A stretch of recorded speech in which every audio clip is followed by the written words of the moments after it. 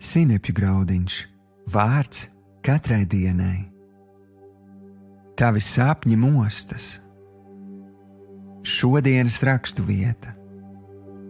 Bet Jēzus šo vārdu neievērodams sacīja uz sinagogas priekšnieku: Nebīsties, tici vien. Marka evaņģēlijs, 5. nodaļa, 36. pants, glīka bībele. Šodienas pārdomas. Kādu dienu sinagogas priekšnieks vārdā Jāirs ieradās pie Jēzus un teica: Vai tu lūdzu nāksi uz manu māju un dziedināsi manu mazo meitiņu, kura mirst? Jēzus piekrita, bet tad ceļā tika aizkavēts, līdz pienāca ziņa: meitene ir mirusi. Jēzus teica Jāiram: Nebaidies, tikai tici.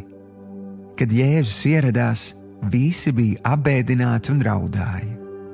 Viņš klātesošajiem teica: Bērns nav miris, bet tikai aizmidzis. Jēzus iegāja istabā un teica meitenei: Mosties! Un viņa tūlīt piecēlās un jutās ļoti labi. Dievs tavā sirdī ir ielicis sapņus, ko jau esi atmetis, cerības, kas pēc tavām domām nekad nepiepildīsies.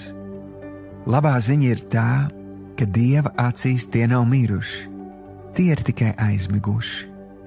Dievs jau grasās darīt dzīvu to, ko tu uzskatīji par mirušu.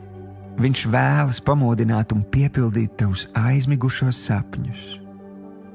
Tagad izdari savu daļu un sāc ticēt. Uzjundī savas cerības liesmu, jo cerība nepamet kaunā.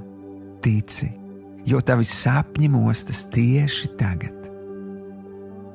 Šodienas lūgšana. Tēvs, patiesi, lai kas notiktu manā dzīvē, tev pieder pēdējais vārds. Es izvēlos uzjundīt savu cerības liesmu un atmest negatīvās ziņas. Es ticu, ka tu tagad modini sapņus un solījumus, ko esi man devis, un tie sāk piepildīties manā acu priekšā.